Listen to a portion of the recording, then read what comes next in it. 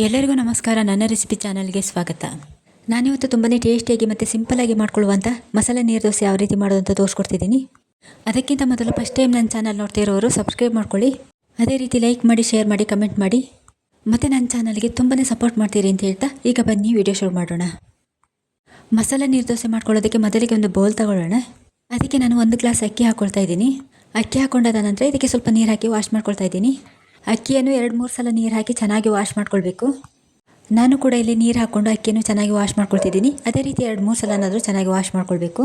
ನಾನು ಕೂಡ ಅಕ್ಕಿಯನ್ನು ಚೆನ್ನಾಗಿ ತೊಳೆದು ರೆಡಿ ಮಾಡಿಟ್ಕೊಂಡಿದ್ದೀನಿ. ಈಗ ಇದಕ್ಕೆ ಅಕ್ಕಿ ಮುಳುಗುವಷ್ಟು ನೀರು ಹಾಕಿ 10 ನಿಮಿಷ ಹಾಗೆಯೇ ಬಿಡೋಣ. ಅಕ್ಕಿ ತುಂಬಾ ಚೆನ್ನಾಗಿ ನೆಂದಿರಬೇಕು, ಆಗ ನೀರು ದೋಸೆ ಕೂಡ ತುಂಬಾ ಚೆನ್ನಾಗಿ ಬರುತ್ತೆ. ಈಗ ನಾನು ಮುಚ್ಚಳವನ್ನು ಮುಚ್ಚಿ 10 ನಿಮಿಷ ಹಾಗೆಯೇ ಬಿಟ್ಟಿದ್ದೆ. ಅಕ್ಕಿ ಕೂಡ ತುಂಬಾ ಚೆನ್ನಾಗಿ ನೆಂದಿದೆ. ಈಗ ಇನ್ನೊಮ್ಮೆ ವಾಶ್ ಮಾಡ್ಕೊಳ್ಬೇಕು. ಅಕ್ಕಿಯನ್ನು ತೊಳೆದು ಅಕ್ಕಿಯಲ್ಲಿ ಇರುವ ನೀರನ್ನೆಲ್ಲ ತಗೊಂಡಾಯಿತು. ಅಕ್ಕಿಯನ್ನು ಈ ರೀತಿ ಕೈಯಿಂದ ಕಟ್ ಮಾಡಿದಾಗ ಅದು ಕಟ್ ಆಗಬೇಕು, ಆಗ ತುಂಬಾ ಚೆನ್ನಾಗಿ ನೆಂದಿದೆ ಅಂತ. ಈಗ ಒಂದು ಮಿಕ್ಸಿ ಜಾರ್ ತಗೊಂಡು ನೆನೆಸಿಟ್ಕೊಂಡಿರುವ ಅಕ್ಕಿಯನ್ನು ಹಾಕ್ಕೊಳ್ತಾ ಇದ್ದೀನಿ. ನಾವಿದನ್ನು ನೀರು ದೋಸೆ ಮಾಡ್ಕೊಳ್ತಿರೋದ್ರಿಂದ ತುಂಬಾ ನುಣ್ಣಗೆ ಅಕ್ಕಿಯನ್ನು ರುಬ್ಕೊಳ್ಬೇಕಾಗುತ್ತೆ. ಅಕ್ಕಿ ಹಾಕ್ಕೊಂಡಾದ ನಂತರ ರುಬ್ಕೊಳ್ಳೋದಕ್ಕೆ ಎಷ್ಟು ನೀರು ಬೇಕು ಅಷ್ಟು ನೀರನ್ನು ಹಾಕ್ಕೊಳ್ಬೇಕು. ಈಗ ನಾನು ಅಕ್ಕಿಯನ್ನು ತುಂಬಾ ನುಣ್ಣಗೆ ರುಬ್ಕೊಂಡು ಬಂದಾಯಿತು. ಮತ್ತೊಂದು ಬೌಲ್ ತಗೊಂಡು ಅದಕ್ಕೆ ರುಬ್ಕೊಂಡಿರುವ ಅಕ್ಕಿ ಹಿಟ್ಟನ್ನು ಹಾಕ್ಕೊಳ್ಳೋಣ. ಅಕ್ಕಿಯನ್ನು ನಾವು ಈ ರೀತಿ ನುಣ್ಣಗೆ ರುಬ್ಕೊಂಡ್ರೆ ದೋಸೆ ಕೂಡ ತುಂಬಾ ಚೆನ್ನಾಗಿ ಬರುತ್ತೆ. ಅಕ್ಕಿ ಹಿಟ್ಟನ್ನು ಹಾಕ್ಕೊಂಡಾದ ನಂತರ ಮಿಕ್ಸಿ ತೊಳೆದಿರುವ ನೀರನ್ನು ಸ್ವಲ್ಪ ಮಾತ್ರ ಹಾಕ್ಕೊಳ್ತಾ ಇದ್ದೀನಿ. ಹಾಗೆಯೇ ರುಚಿಗೆ ತಕ್ಕಷ್ಟು ಉಪ್ಪು, ಸ್ವಲ್ಪ ಬಸಳೆ ಸೊಪ್ಪನ್ನು ಕಟ್ ಮಾಡಿ ಹಾಕ್ಕೊಳ್ತಾ ಇದ್ದೀನಿ. ಇದರ ಬದಲಿಗೆ ಕೊತ್ತಂಬರಿ ಸೊಪ್ಪು ಕೂಡ ಸೇರಿಸ್ಕೊಳ್ಬಹುದು. ಹಾಗೆಯೇ ಇದರ ಜೊತೆಯಲ್ಲಿ 2 ಹಸಿಮೆಣಸಿನಕಾಯಿಯನ್ನು ಸಣ್ಣದಾಗಿ ಕಟ್ ಮಾಡಿ ಹಾಕ್ಕೊಳ್ತಾ ಇದ್ದೀನಿ. ಮತ್ತು 2 ಈರುಳ್ಳಿಯನ್ನು ಸಣ್ಣದಾಗಿ ಕಟ್ ಮಾಡಿ ಅದನ್ನು ಕೂಡ ಇದಕ್ಕೆ ಸೇರಿಸ್ಕೊಳ್ತಾ ಇದ್ದೀನಿ. ಇದೆಲ್ಲವನ್ನು ಹಾಕ್ಕೊಂಡಾದ ನಂತರ ಒಂದು ಸಲ ಚೆನ್ನಾಗಿ ಮಿಕ್ಸ್ ಮಾಡ್ಕೊಳ್ಬೇಕು. ಈ ಟೈಮಲ್ಲಿ ಉಪ್ಪೇನಾದರೂ ಸ್ವಲ್ಪ ಕಡಿಮೆ ಆಯಿತು ಅಂತಂದರೆ ಉಪ್ಪು ಕೂಡ ಹಾಕ್ಕೊಳ್ಬೋದು. ಎಲ್ಲವನ್ನು ಚೆನ್ನಾಗಿ ಮಿಕ್ಸ್ ಮಾಡ್ಕೊಂಡಾದ ನಂತರ ಇದಕ್ಕೆ ನೀರು ಸೇರಿಸ್ಕೊಳ್ಬೇಕು. ನಾನಿಲ್ಲಿ ಇದಕ್ಕೆ 1 ಕಪ್ ನೀರು ಸೇರಿಸ್ಕೊಳ್ತಾ ಇದ್ದೀನಿ. ನೀರು ದೋಸೆ ಮಾಡ್ಕೊಳ್ಳೋದಕ್ಕೆ ಹಿಟ್ಟು ಇಷ್ಟು ತೆಳುವ ಇದ್ದರೆ ಸಾಕು. ಮತ್ತು ಇದನ್ನು ತುಂಬಾ ಗಟ್ಟಿಯಾಗಿ ಮಾಡ್ಕೊಳ್ಬಾರ್ದು, ಹಾಗಂತ ಸ್ವಲ್ಪ ನೀರಾಗಿ ಕೂಡ ಮಾಡ್ಕೊಳ್ಬಾರ್ದು. ಈ ಹದಕ್ಕೇ ಹಿಟ್ಟನ್ನು ರೆಡಿ ಮಾಡ್ಕೊಳ್ಬೇಕು. ಈಗ ಒಲೆ ಮೇಲೆ ಒಂದು ತವ ಇಟ್ಟು ಅದಕ್ಕೆ ಎಣ್ಣೆ ಹಚ್ಕೊಳ್ಳೋಣ. ಈರುಳ್ಳಿಯಿಂದ ಎಣ್ಣೆ ಹಚ್ಕೊಂಡ್ರೆ ತವಕ್ಕೆಲ್ಲ ದೋಸೆ ಅಂಟ್ಕೊಳ್ಳೋದಿಲ್ಲ, ತುಂಬಾ ಚೆನ್ನಾಗಿ ಬರುತ್ತೆ. ಈಗ ಸ್ವಲ್ಪ ಸ್ವಲ್ಪನೇ ಹಿಟ್ಟನ್ನು ತಗೊಂಡು ಈ ರೀತಿ ದೋಸೆ ಮಾಡ್ಕೊಂಡ್ರೆ ಆಯಿತು. ಈ ರೀತಿಯ ದೋಸೆ ತಿನ್ನೋದಕ್ಕೆ ತುಂಬಾ ಟೇಸ್ಟಿಯಾಗಿರುತ್ತೆ. ದೋಸೆ ತಿನ್ನೋದಕ್ಕೆ ಚಟ್ನಿ ಅಥವಾ ಸಾಂಬಾರು ಬೇಕಂತಿಲ್ಲ, ಹಾಗೆ ಕೂಡ ತಿನ್ಬಹುದು. ಈ ರೆಸಿಪಿ ನಿಮಗೆ ಇಷ್ಟ ಆಯಿತು ಅಂತಂದರೆ ನೀವು ಕೂಡ ಮನೆಯಲ್ಲಿ ಒಂದು ಸಲ ಟ್ರೈ ಮಾಡಿ ನೋಡಿ.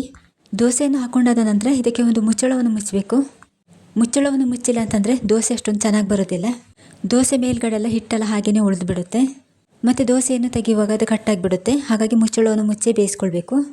ದೋಸೆಯನ್ನು ನಾನು ಇನ್ನೊಂದು ಸೈಡ್ ತಿರುಗಿಸಿ ಹಾಕ್ಕೊಂಡಿದ್ದೀನಿ.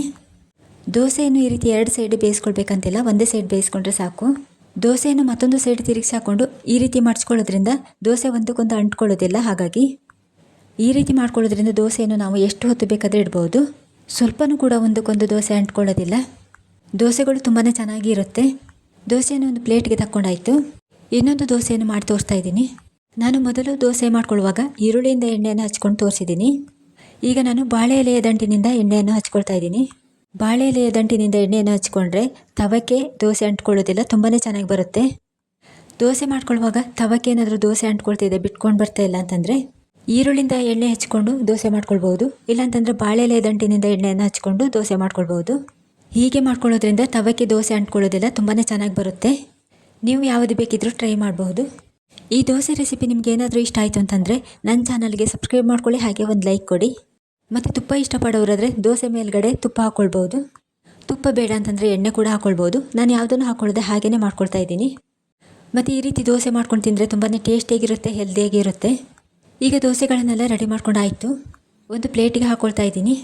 ನೀವು ನೋಡ್ತಿರ್ಬೋದು ದೋಸೆ ಕೂಡ ಒಂದಕ್ಕೊಂದು ಎಲ್ಲೂ ಅಂಟ್ಕೊಳ್ತಾ ಇಲ್ಲ, ತುಂಬಾ ಚೆನ್ನಾಗಿ ಬಂದಿದೆ. ಮತ್ತು ಈ ದೋಸೆಯನ್ನು ಹಾಗೆಯೇ ತಿನ್ಬೋದು, ಚಟ್ನಿ ಜೊತೆ ತಿನ್ಬೋದು. ನಾನಿವತ್ತು ಟೊಮೊಟೊ ಗೊಜ್ಜು ಮಾಡ್ಕೊಂಡು ತಿಂತಾ ಇದ್ದೀನಿ. ಹಾಗೆಯೇ ಇದನ್ನು ಟೀ ಕಾಫಿ ಜೊತೆ ಕೂಡ ತಿನ್ಬೋದು. ತುಂಬಾ ಟೇಸ್ಟಿಯಾಗಿರುವ ಈ ರೆಸಿಪಿಯನ್ನು ನೀವು ಕೂಡ ಖಂಡಿತವಾಗಿ ಮನೆಯಲ್ಲಿ ಮಾಡ್ಕೊಂಡು ಒಂದು ಸಲ ತಿಂದು ನೋಡಿ. ದೋಸೆ ನೋಡಿ ಎಲ್ಲೂ ಅಂಟ್ಕೊಂಡಿಲ್ಲ, ತುಂಬಾ ಚೆನ್ನಾಗಿ ಬಂದಿದೆ. ನೀರು ದೋಸೆಯನ್ನು ತುಂಬಾ ಇಷ್ಟಪಟ್ಟು ತಿನ್ನೋರು ಈ ರೀತಿ ಒಂದು ಸಲ ಮಾಡ್ಕೊಂಡು ತಿಂದು ನೋಡಿ. ಈಗ ಮಸಾಲ ನೀರು ದೋಸೆ ರೆಡಿ ಆಯಿತು. ಇಲ್ಲಿಗೆ ಇವತ್ತಿನ ವಿಡಿಯೋ ಮುಗಿಸ್ತಿದ್ದೀನಿ. ನನ್ನ ರೆಸಿಪಿ ನಿಮಗೆ ಇಷ್ಟ ಆಗಿದ್ದರೆ ಪ್ಲೀಸ್ ಸಬ್ಸ್ಕ್ರೈಬ್ ಮಾಡ್ಕೊಳ್ಳಿ, ಲೈಕ್ ಕೊಡಿ. ವಿಡಿಯೋ ಇಷ್ಟ ಆದರೆ ಶೇರ್ ಮಾಡಿ, ಕಮೆಂಟ್ ಮಾಡಿ. ಮುಂದಿನ ಹೊಸ ರೆಸಿಪಿಯೊಂದಿಗೆ ಸಿಗೋಣ. ಎಲ್ಲರಿಗೂ ಬಾಯ್ ಬಾಯ್. ಇಷ್ಟು ಹೊತ್ತು ನನ್ನ ವಿಡಿಯೋ ನೋಡಿದ್ದಕ್ಕೆ ಧನ್ಯವಾದ. Thank you.